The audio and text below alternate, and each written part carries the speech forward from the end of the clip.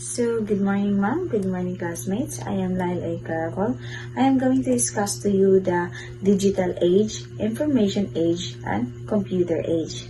So, digital age, information age, and computer age is used for interchangeably capture the ubiquitous nature of computing and the prolific use of technology in almost all aspects of human activity, such as the digital interaction is defining characteristic of human activity. This is a period in human history characterized by the shift from traditional industry to information technology-based economy brought by industrialization during the Industrial Revolution. The definition of what digital means or what information means continues to change over time as new technology, user devices, and methods of interaction with other people and the devices enter the domain of research, development, and market launch. This period is also characterized by the digital industry creating a knowledge-based society surrounded by high-tech global economy that exerts its influence on how the manufacturing process and the service sector work in efficient and convenient way. So, from the word high-tech, so our global or our earth or our world or is exert talaga ng exert effort on how the process napadali or can we call is efficient or convenient way jud siya sa mga people, which is especially in the industry in our industry, which is the hospitality industry. So, digital media or what we call the devices, this is useful for our industry. So, let's move on to the digital age. Media normally refers to the means of communication that use unique tools to interconnect among people. The forms of media include television, radio, cellular phones, and internet, which involves the access and use of various social media sites such as Facebook, Twitter, Instagram, and YouTube, among others. In the digital age, however, media can be considered as the message and the medium and the messenger. So, the message. The message is media is considered to be the message itself for those who create and own the rights of content. The form of content can be user-generated or professionally produced, or what we call the UCG. It is a form of content created and owned by the user of a system. UCG has grown exponentially, especially with the wide internet coverage or easy Wi-Fi access. It also increased social media participation and affordable smart devices. One of these tools or one of the media examples tools is what we call the blog, which is commonly na ginagawa lalo na yung mga millennials or what we call karon nga generation, which we call New Gen or Gen Z? Hindi ko sure. So, blog. Keeping a diary or journal in a traditional method of recording one's thought or expressing one's emotion through writing. With the advent of internet, expressing one's feelings and thoughts was given a new concept through online or writing or vlogging. Di ba sa una, journal pa, like napatay mga diary kunuhay. So, wala pa nag-invent, wala pa yung technology. Sa una, ginagamit or express na totong feeling through diary. Dito natubutang sa itong mga crush, sa itong mga feelings dito, sa date, natubutang dito, date. Example, June 10, 2020. Like nga na, dito ito gina-express itong feeling, na ito dito. Pero, due to the advent of the technology, karon ato na yung ginagamit, which mostly na yung gamit is posted sa social media, especially sa Facebook, post din tao sa itong mga ibang bati, uban po, mag-vlog, muna siya means nga, gabi jud bito ka high-tech, which is ang world is nag-evolve jud siya, nag-evolve and then na-evolve. So, ang blog, this is a combination of two words, the web and the lab. It works the same way as pen and paper. So, dapat yun sila mura sila og partner kuno hay ba kung sa kuan pa na relation mismo uyab siya sang duha. But privacy becomes irrelevant given that the blog post can be seen by anyone in online. So a person who writes the blog is called the blogger. One of the TV personalities in the Philippines who also does blogging to further express feelings, thoughts, and opinion is si Maine Mendoza. I know na we already know who is she, or what we call sa una, pero din na sa usuron kani siya si Yaya Dab. Minyo na gani siya ni kuan ron. Kasi ito yung kuan ay giminyuan si Alden ba to? Ay, Aljur. Basta muna to siya. So, most recently, blogs have evolved into microblogs and video blogs. The microblogs have become popular due to the rise of Tumblr and Twitter, in which user instantly shared limited content or short message. Di ba sa Twitter, ito makita dyan dito, post mga short message like mga ginapost dito nila, Now, with the increasing number of YouTube viewers, people have explored uploading their own videos ranging from their travels and product reviews to add any other random topics.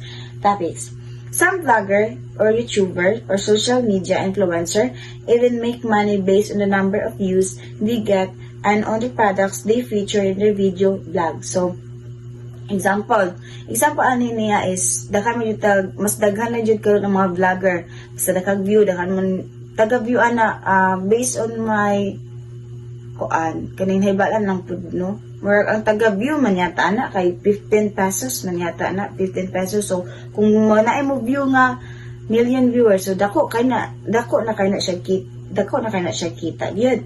Then maka-income man ka nagmoney kay sudoan ba ka na sa YouTube. Mo po ni siya yung nakanindot sa technology. Next is let's move on to Medium. The medium use refers to the tool or tools in use sending a message from the source to the destination.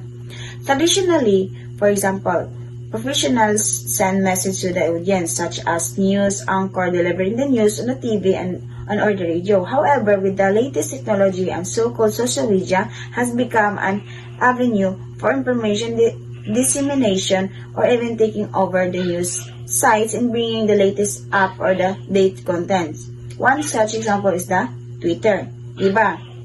Gikan siya sa, which is ang atong purpose is to send the message to the audience. Gikan siya sa news anchor the TV, news to the TV. Nagikan siya, gidala siya sa TV or the radio. Then, muna na tumag ang social media, pwede po siya makahimo siya nga mo siya dissemination kay na po uban ron nga. Example, 9 news. Tapos, may post mo na sa media na po uban ron nga, dili na mo makita sa news or dili na mo siya makita ang news dito sa kuan.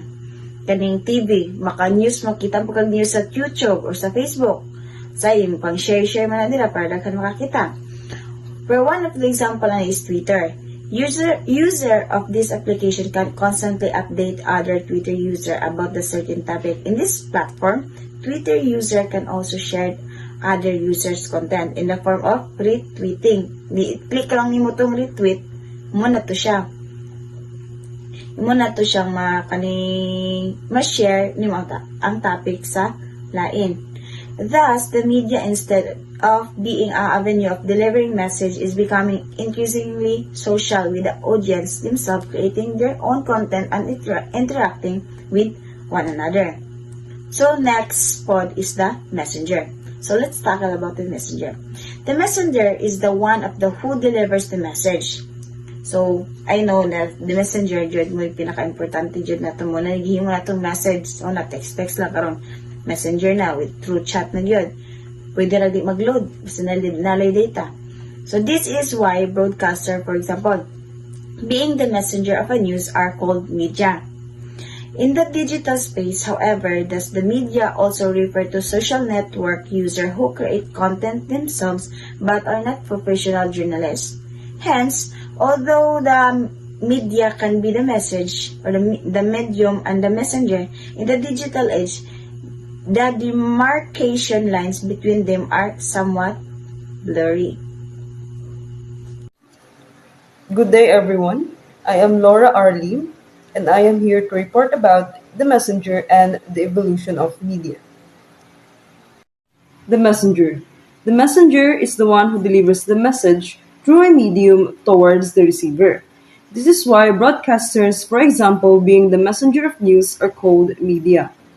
In the digital space, however, does the media also refer to social network users who create content themselves but are not professional journalists? Hence, although the media can be the message, the medium, and the messenger, in the digital age the demarcation lines between them are somewhat blurry. Evolution of media. The media has transformed itself based on two things. First is how information is presented, second is how the connection is established. Woodcut printing on cloth or on paper was used in the early 15th century. It was in 1436 when Johannes Gutenberg started working on a printing press which used relief printing and molding system. So a printing press is a mechanical device for applying pressure to an ink surface resting upon a print medium, thereby transferring the ink. So back then, ang ilahang printer is the printing press. In the 1800s, the telegraph was developed, followed by the telephone, which made the two-way communication possible. A telegraph is a communication system that sends information by making and breaking an electrical connection. Because of this, message sending and receiving can now be done in both ways simultaneously. At the beginning of the 1900s, broadcasting and recorded media were introduced. Radio and television were used to send sound and video to homes and offices through electromagnetic spectrum or radio waves. Audio or video content can be received depending on the frequency used. Later on, a combination of both audio and video information made the audience's viewing experience more exciting. And because of this, films and movies became popular as they catered to larger audiences. Communication devices evolved and became pervasive, so did information distribution. A photo taken using a smartphone can immediately be uploaded and shared on Facebook, Twitter, or Instagram. Community websites such as OLX.ph, a Philippine counterpart of eBay.com, let its users buy and sell items online. This eliminates the need for going to physical stores. In line with this development, the audience, regardless of their professions, can now interact with one another and are no longer disconnected. News sites can even get news stories, for example, from Twitter or other social media sites such as Facebook and Instagram. According to Claudine Beaumont, an author from The Telegraph, one good example of this happened on January 15, 2009, when dozens of New Yorkers sent tweets about a plane crash in the city. News about the U.S. Airways Flight 1549, which was forced to land in the Hudson River in Manhattan, USA immediately spread all over the country. All the plane's engine shut down when it struck a flock of geese minutes after takeoff from New York's LaGuardia Airport. With the advancement of technologies and media, we can easily gather information and information can be spread immediately. Although it has a lot of advantages, there is also disadvantages if media and technology is used in the wrong way. So always think before you post or share in media.